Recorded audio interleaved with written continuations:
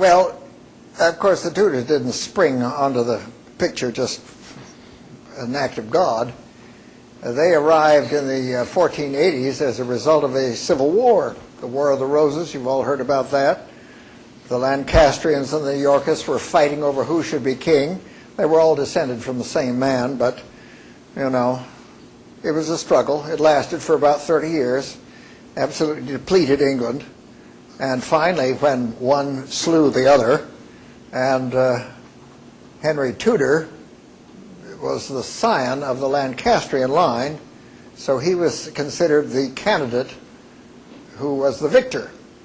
And Parliament said, oh, for God's sake, enough of this. Let's crown him king and have it done with.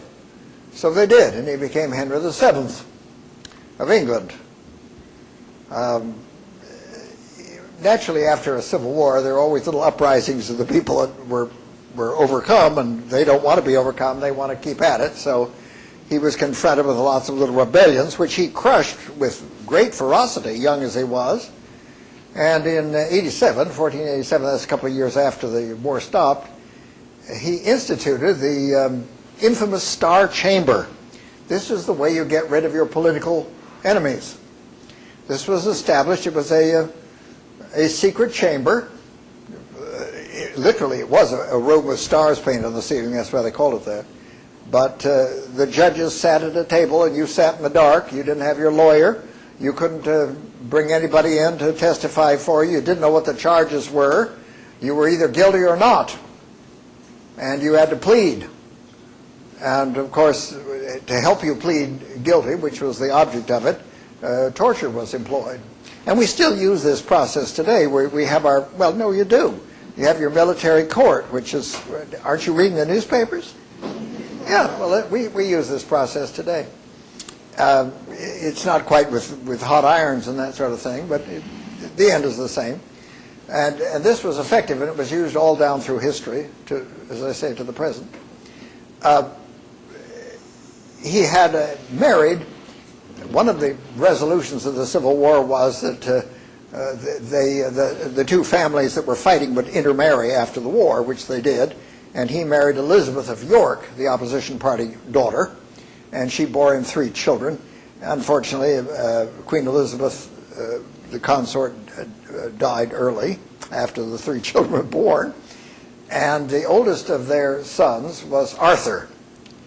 And Henry now decided that it would be a good plan to marry his son to the Spanish crown. Spain was the biggest thing going. And this was negotiated after a long debate with Isabella and Ferdinand, and a big, huge dowry was agreed upon, and they sent their youngest daughter, Catherine, to marry Arthur. And they were married. And Henry was pleased, counting the dowry. But a year later, Arthur died, bollocksing the whole thing. So Isabella said, bring back the dowry. Also, you can send Catherine too, but the dowry.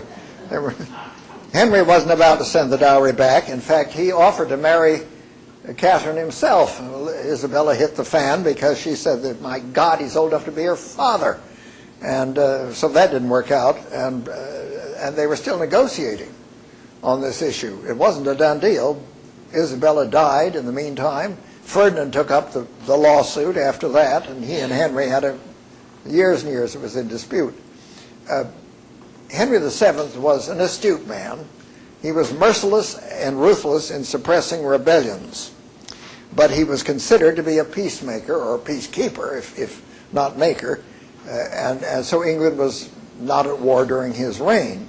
He died in 1509.